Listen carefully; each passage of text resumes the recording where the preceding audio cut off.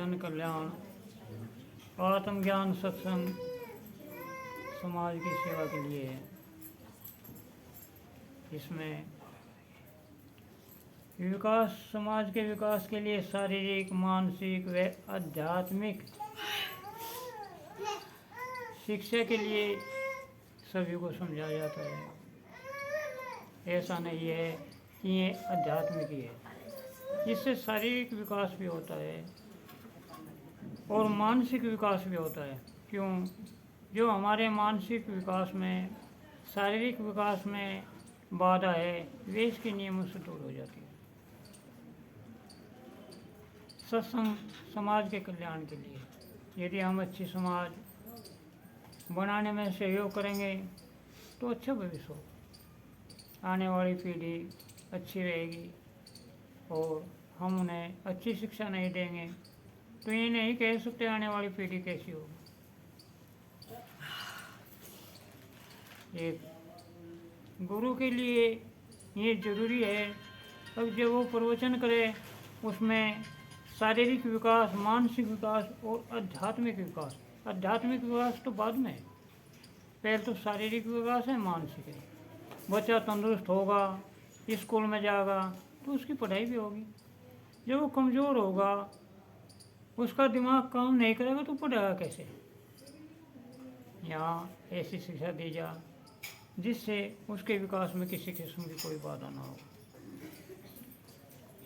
जैसे हम कहते हैं कि हम भगवान का भजन किस नाम से करें, ऐसा कोई नाम है या ऐसा कोई मंत्र है या फिर ऐसा कोई शब्द है जिससे हम उस भगवान का भजन कर सकें।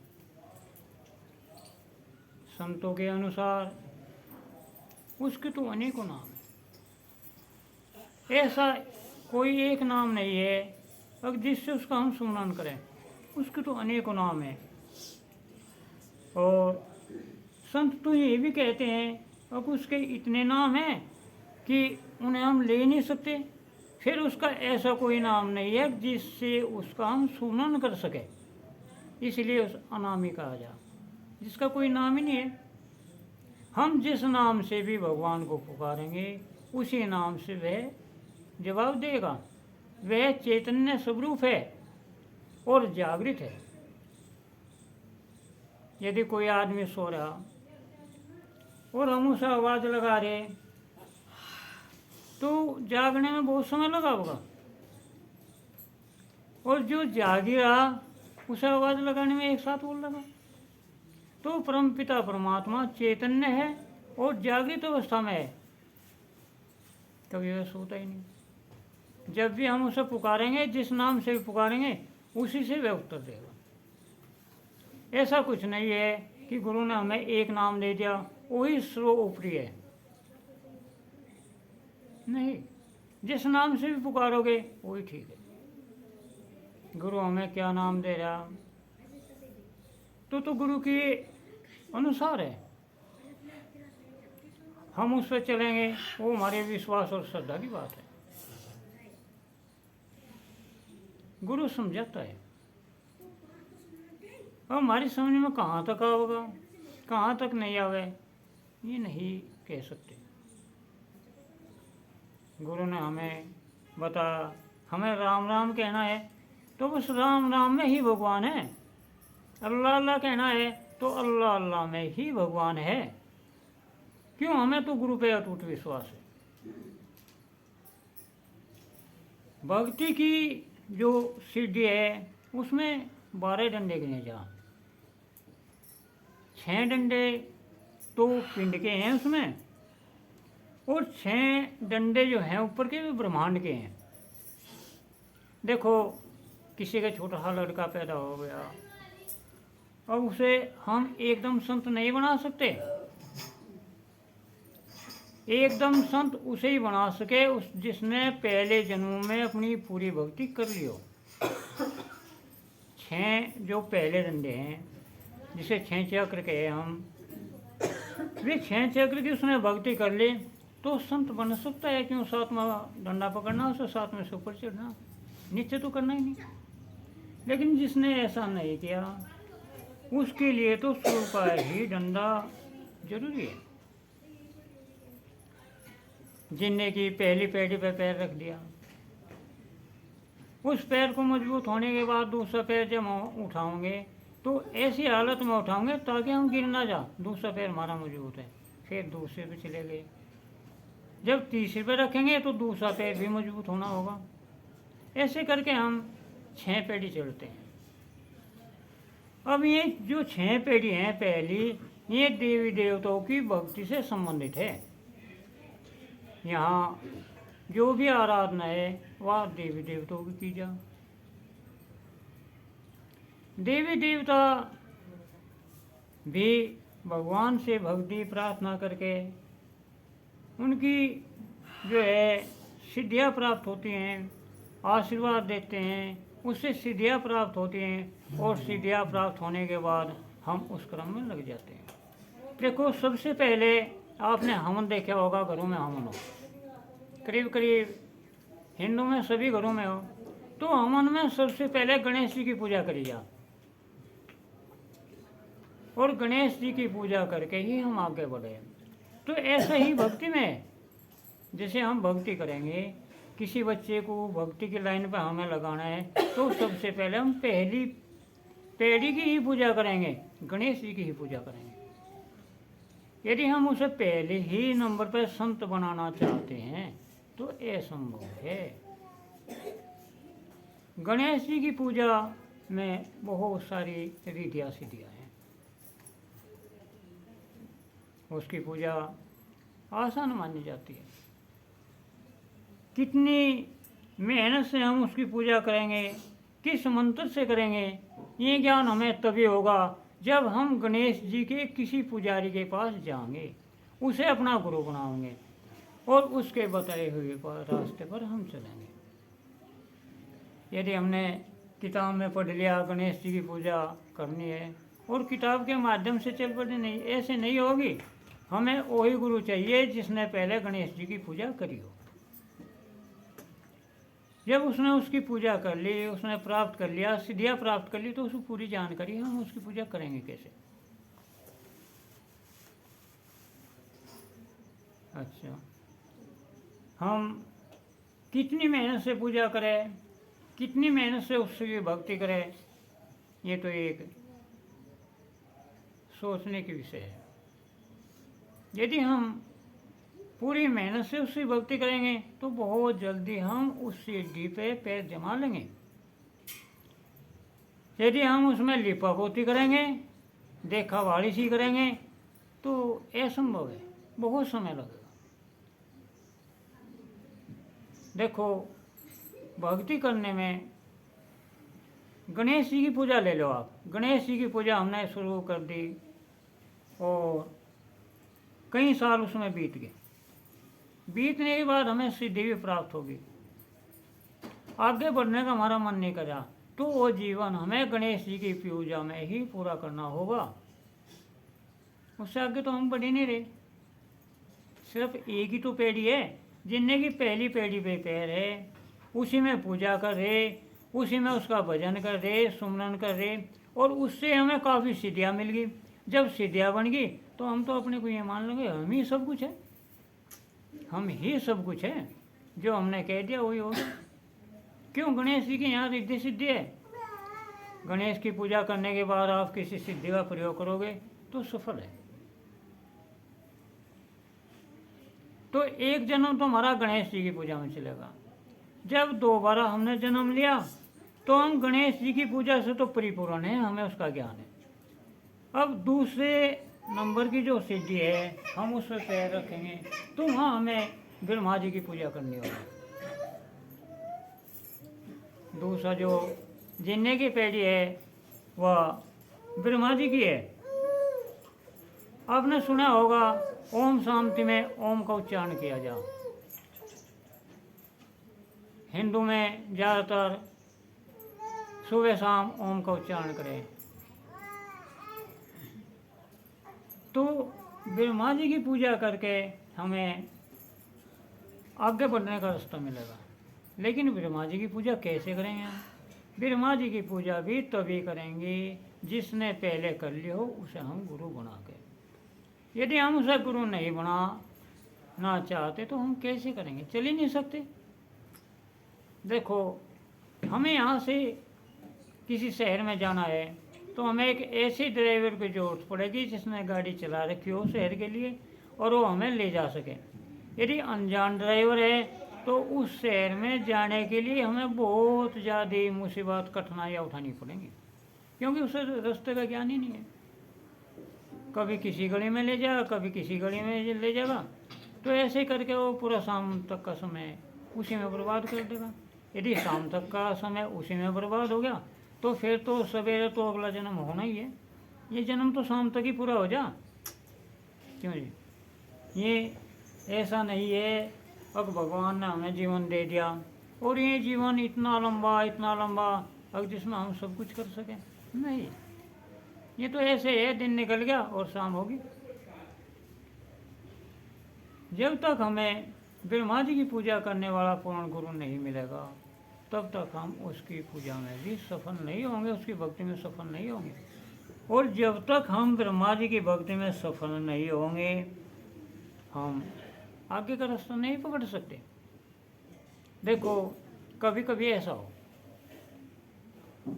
किसी के कहने पे हमने नीचे की जितनी भी पूजा है सब कुछ छोड़ दी, हम ऊपर की पूजा में चले गए जिसे हम त्रिलोकी कहें, शिवनेतर,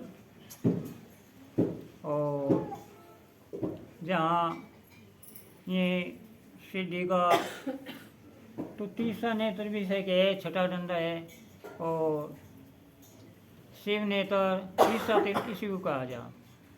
किसी महात्मा ने बताया हमने एक नीचे की पूजा छोड़ के आप इसी की करो, ठीक है, उसकी पूजा करने लगे। लेकिन क्या हो गया,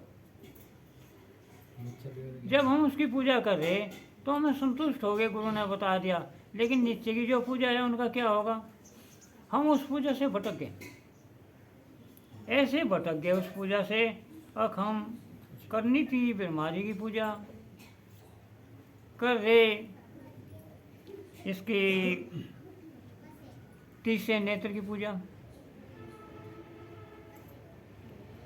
तो बीच में ऐसा ही हो गया जैसे एक बच्चे को हमने 5वीं कक्षा में दाखिला दिलवा दिया और मास्टर ने बताया बहुत होशियार है, इसे 10वीं के पेपर दिलवा दे अब की साल, तो 10वीं के पेपर में उठा दिया। अब पास कैसे होगा? कहाँ कक्षा 5, कहाँ कक्षा 10? क्यों जी? पास तो जब भी होगा जब हम कक्षा 5 में उसे पूरा समय देंगे, फिर कक्षा 6 की किताबों पढ़ेगा, 7 की पढ़ेगा, 8 की पढ़ेगा, 9 की पढ़ेगा, जब भी तो 10 में जाएगा।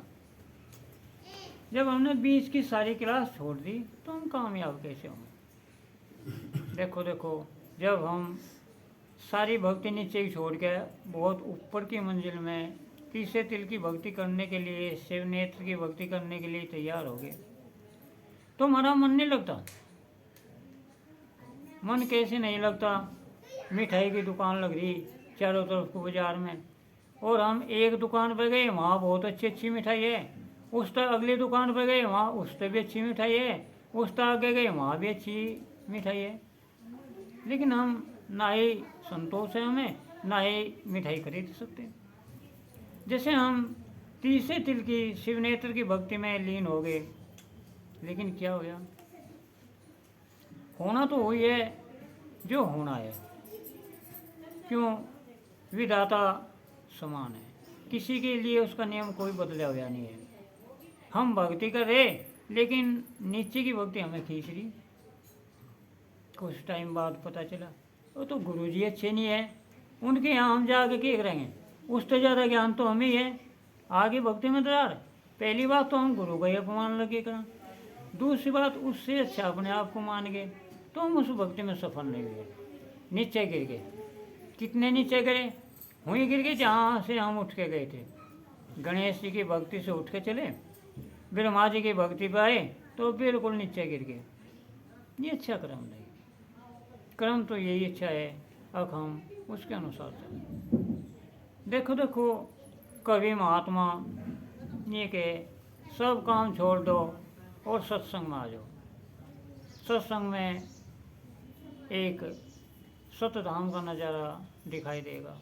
उस नज़ारे को देखने के बाद सब कुछ भूल जाएगा। बड़ी खुशी की बात है, बड़ी संतुष्टि है। अब हमने अपने सभी कर्म छोड़ दिए और हम उस जिन्ने की ऊपरली पैड़ी पे जाने के लिए तैयार हो गए, जिस पर हमें जाना है। जाना तो उसी पे ही हमें भी तैयार हो गए।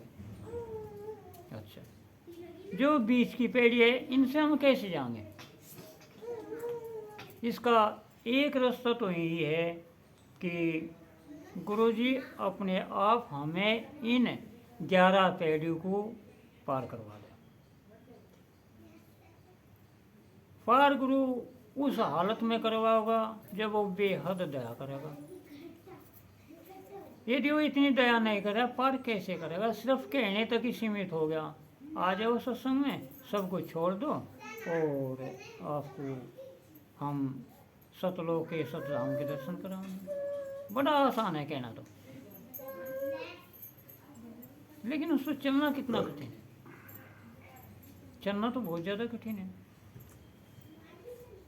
हम लालच में आ गए और हमने सब कुछ छोड़ दिया, सत्संग में चले गए।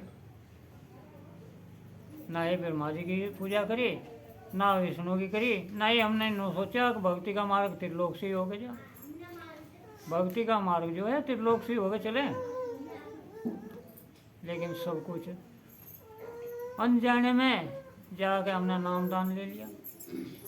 नामदान लेके वो मेहनत जोन सी हमें करनी थी, जोन सी वे 11 जिन्ने की पैड़ी तय करनी थी, उन्हें तो भूल गए। बस गुरु जी ने बता दिया सब कुछ हुई है, उस नाम का सुमरन लगे। क्या हो, सुमरन तो लगे कारण, बाकी हो क्या है? हमें ध्यान आया, ओहो जागत के बड़ी हरकत हो गई। डॉक्टर के ले गए, आराम ही नहीं हुआ। किसी से पूछा, कहने लगे ये तो आप जिसे ज्योतिष का ज्ञान है उससे बात कर लो।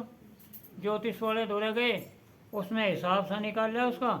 कहने लगे इस पर तो देवी की लड़ाई चल रही,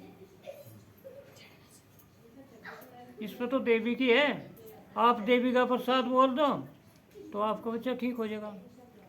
अब उसमें दो तरफ बन गया हम। एक तरफ तो गुरुजी ने सब कुछ छुटवा दिया और हम सत्संगी बन गए, और सत्संगी भी बड़े अच्छे बन गए। क्यों? करना ही कुछ नहीं है, एक ही नाम का तो जाप करना।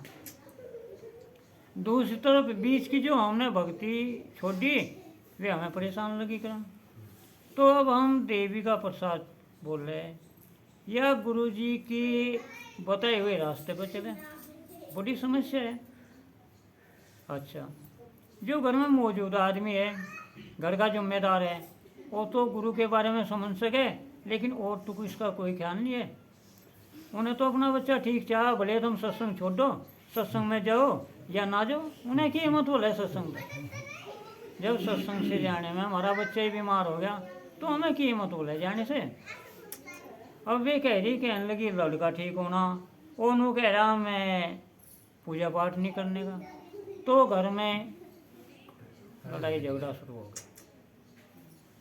गुरुजी को जाके कहा, गुरुजी बच्चा बीमार है, ठीक नहीं होता, हमारे घर में बहुत समस्या आ गई, हर वक्त लड़ाई रहने लगी। गुरुजी का तो एक ही शब्द है, दूसरा तो है ही नहीं, भजन करो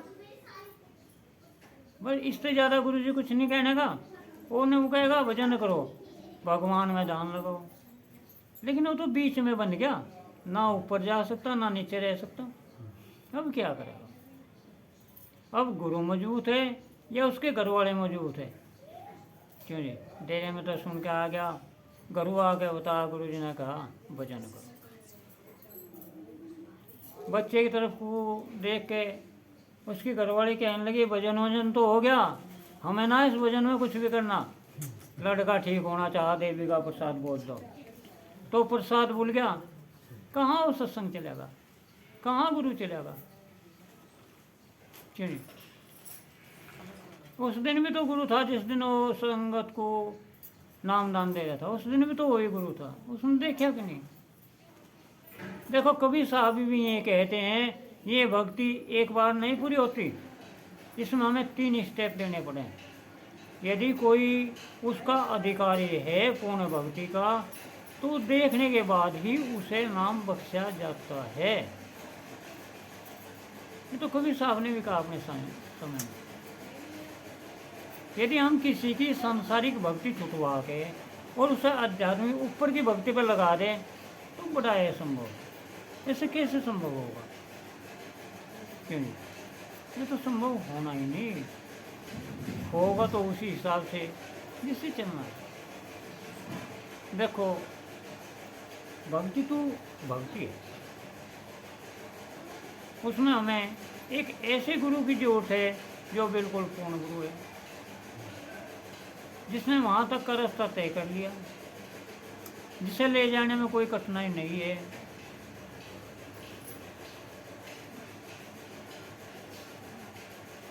जिस वक्त अर्जुन बिल्कुल बेकार हो गया महाभारत में,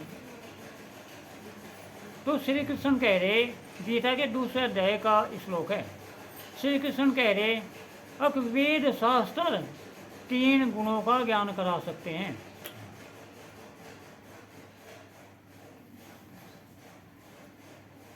पैदा होना, उसका पालन पोषण होना और मृत्यु, यहाँ तक का ज्ञान करा सकते हैं।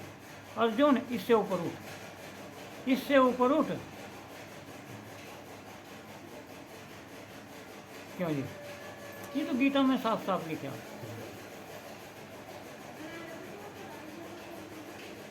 और इतना जानते हुए फिर भी हम भूल कर रहे। देखो, हम सत्संग में भी जा रहे, पूजा पाठ भी कर रहे, ना तो हम गुरु के रहे ना पूजा पाठ के रहे, किसके रहे? बीच में आ गए।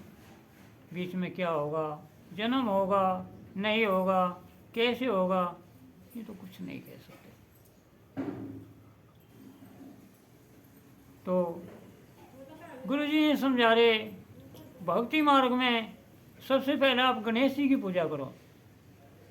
उस पूजा को पूरी करके फिर अगला रास्ता हमें ब्रह्मा जी की पूजा करें। ब्रह्मा जी की पूजा करो और इन पूजा में एक एक जीवन तो लग ही जा, एक एक जीवन लग जा। क्यों? जब हम ब्रह्मा जी की पूजा करेंगे तो हम ब्रह्म ज्ञानी हो जाएंगे, और ब्रह्म ज्ञानी होने के बाद हम ब्राह्मण के रूप में आ जाएंगे। ब्राह्मण उसी को कहा जाए जो ब्रह्म ज्ञान, जिसे ब्रह्म ज्ञान है, वो कैसा भी हो, शूद्र हो या अक्षत्रिय हो, किसी भी जाति का हो, उसमें जाति नहीं गिनी जाती, उसे ब्रह्म ज्ञान होना जरूरी है, तभी तो उसे हम ब्राह्मण कहेंगे। सभी मंत्रों का उसके पास उच्चारण है, सभी शास्त्रों का उसे ज्ञान है, तो उसे ब्रह्म ज्ञानी कहा जाए। ब्राह्मण बहुत ऊंचा शब्द है। यदि हम उस क्रम से भी दूर है तो हम कैसे ब्रह्मा जी की पूजा कर सकते हैं? ब्रह्मा जी की पूजा में तो वैसे ओंकार का जाप है, ओम का नाम लिया जा। क्यों जी? यदि हम ब्रह्मा की पूजा भी कर लिए, हमारे 2 जन्म हो गए, तो फिर जैसे जैसे हम भक्ति करेंगे तो हमें इंसान का ही जन्म मिलता रहेगा। यदि हम भक्ति में लगे हुए हैं तो तीसरा जब हमारा जन्म होगा तो फिर हम आगे बढ़ेंगे, फिर हमें विष्णु जी की पूजा करनी पड़ेगी।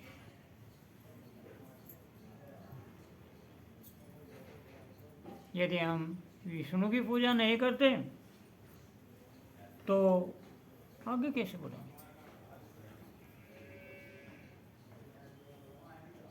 ये तो त्रिलोकी की पूजा है। सतगुरु जो नाम दे रहा, जो हमारे पे भजन करा रहा, उसका जिक्र शिकर कुछ नहीं है। अभी तो हम इस बंधन से मुक्त होना चाह रहे हैं जो हमारे ऊपर बेड़ी पड़ी हुई है। देखो, जब गुरु की सुबह सत्संग दे, अपना शिष्य बनावे, तो उसके ऊपर कच्चे 2 सूत के धागे डाल दें, जिसे हम फ्रेज कहें, गुरु के वचन। ऐसे धागे डाल दे हो और जिससे सामाजिक बुराई सभी छूट जाए। यदि हम उन धाग्यों को तोड़ते हैं तो उसमें तोड़ने में कुछ नहीं लगता,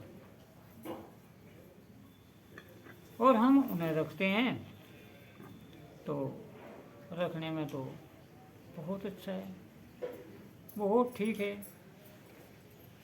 समाज के कल्याण की बात है। तो हमें तीसरे नंबर पे विष्णु जी की तपस्या करनी चाहिए। विष्णु जी की तपस्या भी हमें सिद्धियाँ प्राप्त होंगी, और उन सिद्धियों का हम कैसे इस्तेमाल करें, ये तो जो उस मार्ग पर तपस्या करे वही जान सके। गुरु जी समझाते हैं कि बेटा देख, संपूर्ण भक्ति एक जन्म में नहीं होती। यदि एक जन्म में संपूर्ण ही भक्ति हो जा तो सभी संत हैं, संत बगैर कौन रहेगा। इसमें तो करीब 7 जन्म लगे, 6 जन्मों में तो हम इन्हीं भक्ति को कर पाऊंगे। जब 6 जन्म त्रिलोकी की भक्ति में हमारे हो जाएंगे तो फिर 7वें जन्म में हम सच्चे सतगुरु, जिसे हम पूर्ण गुरु के, उसकी शरण में जाएंगे, और उसकी शरण में जाके उससे उस नाम की दीक्षा लेंगे जिस नाम से वो हमें पाल ले चला। यदि हम उस नाम से दूर है तो फिर हम कैसे संपूर्ण भक्ति कर सकते हैं। तो गुरु जी समझा रहे, अब जब हम जीने की तीसरी पीढ़ी पर चढ़ेंगे तो वहाँ विष्णु जी की पूजा करनी होगी। यदि पूजा नहीं करेंगे तो आगे जाने का रास्ता नहीं मिलेगा।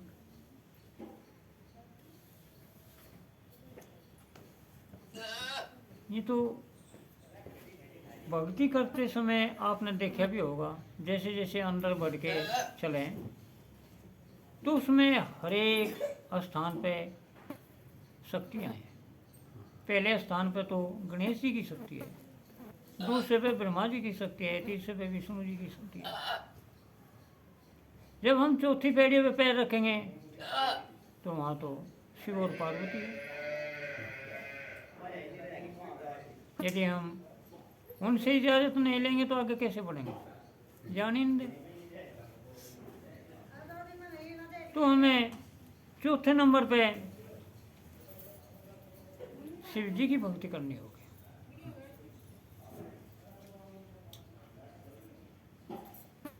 फिर हमें एक ऐसे गुरु की जरूरत है जिसने पहले शिव जी की भक्ति की हो। शिव जी की भक्ति करने वाला हमें गुरु मिलेगा तो हमें शिव जी की भक्ति के बारे में पूरा ज्ञान देगा, हमें घोर तपस्या के बारे में वो समझाओगे कि इन तपस्याओं से हमें क्या फल है।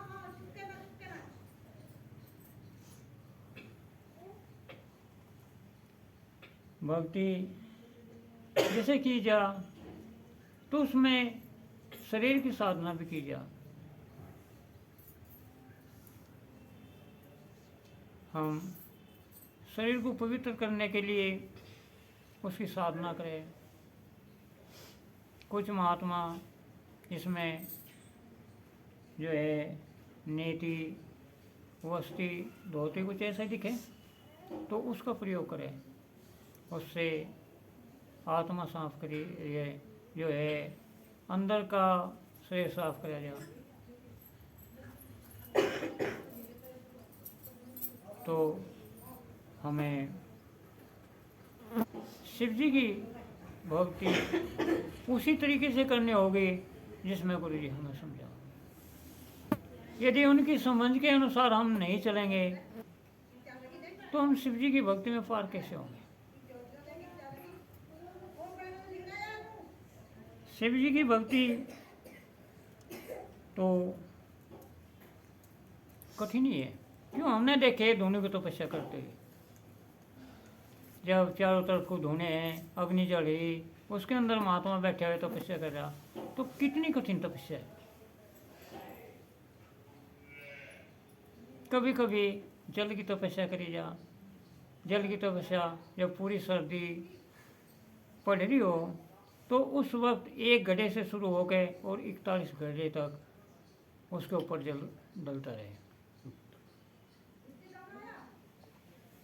आदमी तो इतनी ठंड में वैसे ही बेकार हो जा, सुन हो जा, वो उसकी तपस्या कर रहा, शिव जी का नाम का उच्चारण कर रहा, जो गुरु ने जो मंत्र दिया उसका जाप कर रहा। कितनी कठिन परीक्षा है और कितनी कठिन भक्ति है।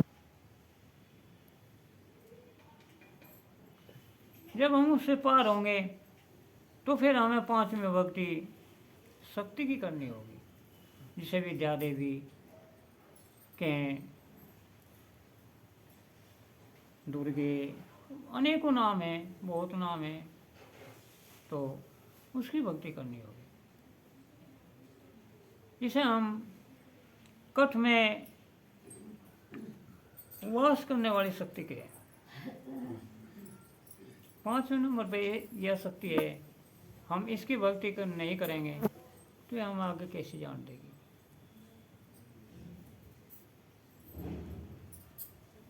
इसकी भक्ति भी कोई आसान नहीं है, बहुत कठिन है। देखो नवरात्रि में सभी पूजा करें, कोई अखंड ज्योत जला रहा, कोई वैसी ज्योत जला रहा, किसी किसी भगवान की ज्योत ऐसी है अब उसने जलाई है साथ साथ खंडित होगी, बंद होगी ज्योत। क्यों जी? इसका क्या कारण है? उसके मन में वो विश्वास हुआ, धारणा और प्यार है ही नहीं। यदि वो धारणा, विश्वास और प्यार होगा तो ज्योत तो बंद हो ही नहीं, अपने आप चलती रहेगी। देखो भक्ति हमेशा विश्वास और प्यार से की जाए। यदि हमें किसी भक्ति में विश्वास नहीं, हम देख कर रहे, तो ऐसी अच्छी नहीं होती। कभी कभी ऐसा हो जा जैसे सत्संग चल रहा और हम ये सोच रहे हमें सत्संग में जाना, तो क्या करेंगे? सत्संग में जाना, हम एक दो पड़ोसियों कहेंगे चलो सत्संग में चलेंगे, और गुरु जी का सत्संग चल रहा। पड़ोसी ने गया, कहने लगा मेरे पास तो भाई किराया नहीं, मैं कैसे जमा? कहने लगा नहीं किराया तो हम दे देंगे, तू चल। तो 10-20 इकट्ठे कर लिए, सत्संग में चले गए, 10-20 का किराया दे दिया। अब जो उनसा उन्हें ले गया, उसके मन में रह के एक विचार आ गए, कहने लगे जो ये यहाँ आते गुरु जी का सत्संग ले ले, यानी इसे गुरु बना ले जो प्रवचन कर रहा, तो साथ बन जाएगा, फिर हम 10-11 साथ आ करेंगे, साथ ही जा करेंगे। तो उन्हें समझा रहा सत्संग के बाद, कहने लगे यहाँ तो नाम ले लो तुम, और बहुत अच्छे गुरु जी, मेरा यूँ काम हो गया, वो हो गया, भले ही ना हो गया तो भी उन्हें तारीफ कर रहा। अब गुरु जी भी इतना अच्छा है, जितने वहाँ चले गए सभी को नाम दे दिया उसने ये भी नहीं देखा कौन भजन करेगा कौन नहीं। गुरु जी कहे बस शराब ना पियो। अब महीने 20 दिन पीछे फिर सत्संग हुआ, फिर वे इकट्ठे हुए, फिर चले गए। तो वे आपस में पूछ रहे गुरु जी ने फ्रेज कराया था शराब पीने का, पी तो नहीं? कहने लगे बस शराब तो पी नहीं, बाकी जो दुकानों पे मिले हुआ तो नहीं पी नहीं, हमने तो संतरा खरीद के वो पी लिया था। क्यों जी? फ्रेज तो उन्होंने गुरु जी के पूरे कर दिए। उसने शराब जो सी दुकानों पे बिखरी, इंग्लिश शराब है या वैसी देसी है जिसके हाई रेट है, वे तो उन्होंने छोड़ दी पीनी, फिर तो वे मंदिर पे आ गई। किस तरह पूछा क्यों पी? कहने लगा गुरु जी ने फ्रेज सिरे की शराब तक रहा, हमने गुटकी कटवा के पी ली। तो कितनी अच्छी बात है। उन्हें गई का फायदा क्या होया? ये तो देख का मेला हो गया, मेले में जा रहे सब देखने लग रहे। ऐसे फायदा नहीं होता। फायदा तो जब भी होगा जब हम उस पर विचार करेंगे, हम उसके अधिकारी होंगे। यदि हम आगे बढ़े, सत्संग के अधिकारी है, सतगुरु से नाम लेने के अधिकारी है, तो हमें गुरु खोजने की जरूरत नहीं है, गुरु ही अपने शिष्य खोज ले। गुरु अपने शिष्य के लिए जगह जगह सत्संग लगाओ। जब उसे उसका शिष्य मिल जाएगा फिर उसे सत्संग लगाने की जरूरत नहीं पड़ती। देखो किसी भी सत्संग में सब जीव पार नहीं होते। कोई एक आधा जीव ऐसा है जो गुरु का शिष्य है, उसकी तलाश में वो घूम रहा और उसे पार करने के लिए वो जगह जगह धक्के खा रहा। जब उसे मिल जाएगा वो खुश हो जाएगा और उसे पार करेगा। और आजकल तो ऐसा है कि अच्छा सत्संग चल रहा, गुरु जी अच्छे प्रवचन कर रहे, हम सोच रहे गुरु के बाद में अगर दे हमें मिल जाए तुम्हारा और बढ़िया काम चल जाएगा, हमारा भी नाम हो जाएगा। आजकल तो ऐसा चल रहा है। क्यों जी? देखो कभी भी जब हमें गुरु धारण करना है तो अपनी पूरी जांच पड़ताल कर लो, हम इस गुरु से हमें फ़ायदा है या नहीं है। यदि उस गुरु से हमें फ़ायदा नहीं है तो किसी दूसरे को देख लो। ये तो बतेरे गुरु हैं, कोई एक तो है ही नहीं। हाँ, भगवान के भजन करने का रास्ता एक है, अनेक नहीं है। उसके नाम अनेक है। जिस नाम से हम उसे पुकारेंगे उसी से वो जवाब देगा। ये नहीं अब हम भगवान को पुकारे और भगवान इतनी गहरी नींद में सो गए, इतनी हमारी पुकार ही नहीं सुन रहा, नहीं। वो तो पहली आवाज़ पे ही आपको जवाब दे देगा, दूसरी की जरूरत नहीं पड़ती। क्यों जी? हमेशा ऐसे कर्म करो जिससे हमारी भक्ति आसान। हमने सिद्धि के 5वें डंडे यानी 5वीं पैड़ी का जिक्र किया, इसमें हमें देवी की भक्ति करनी होगी। जब हम देवी की भक्ति करके संतुष्ट हो जाएंगे तो फिर हमें तीसरा तिल, शिव नेत्र जो भरकुटी के नाम से जाना जाएंगे क्योंकि बीच में है, हमें यहाँ ध्यान लगाना होगा। क्या छठी भक्ति कही जा। महात्मा कहे कि संस्कृत का श्लोक है अहम ब्रह्म असि, यानी मैं भी ब्रह्म हूँ और तू भी ब्रह्म है। महाजीव ब्रह्मा के उसमें रूप में विलीन हो जा। हम क्या समझे, बस सब कुछ चाहिए, आगे तो कुछ है ही नहीं। देखो मेडिटेशन, ध्यान लगाना, जब हम ध्यान लगावे तो हम त्रिकुटी पे जाके तीसरे नेत्र पे जाके बिल्कुल शांति प्राप्त कर लें। इससे आगे बढ़ने की जरूरत नहीं। क्यों? त्रिलोकी के ये छई सिद्धि है उसकी, और छठी पे हम जाए, साथ में भी जाने की क्या जरूरत है। तू भी ब्रह्म है, मैं भी ब्रह्म हूँ, सब कुछ यही है। ध्यान लगा, सब कुछ शांति शांति। लेकिन नहीं, हमें इससे भी ऊपर बढ़ना है। आपने सुना होगा, अब तो उसका सत्संग, उसका शरीर पूरा हो गया। एक निर्मला देवी का सत्संग चला था पहले, और बड़ा ही विख्यात प्रसिद्ध सत्संग था। तो उसमें नाड़ियों के द्वारा सत्संग चलाया जा था। जैसे शरीर में 3 नाड़ी है, जिसे हम इंडो और पिंगला, सुषमा, ये 3 नाड़ी है। इससे सत्संग चला था। जैसे हम उन नाड़ियों के ध्यान से बैठे थे तो उसकी कीड़ी सी ठंडी ठंडी फुहार सी शरीर में घूम जाती। वो सत्संग भी सब 6 ही पीढ़ी तक जा, यानी तेल कुटी, तीसरा तेल, शिव नेत्र, यहाँ तक उसकी पहुँच है। तो गुरु जी ने आज इस सत्संग में इतना ही समझा कि हमें सत्संग लेने से पहले उन अधूरे कर्मों को पूरे कर लो जो हमने अब तक नहीं करे। और गुरु को भी देखना चाहिए इसकी भक्ति नीचे की है या नहीं है। देखो देखो, कभी गुरु जी अपनी भक्ति देकर उसकी पूरी करा दे, लेकिन सबकी कैसे करा होगा? किसी एक की तो करा सके, सबकी नहीं करा सकता। क्यों? जय सद्गुरु। जय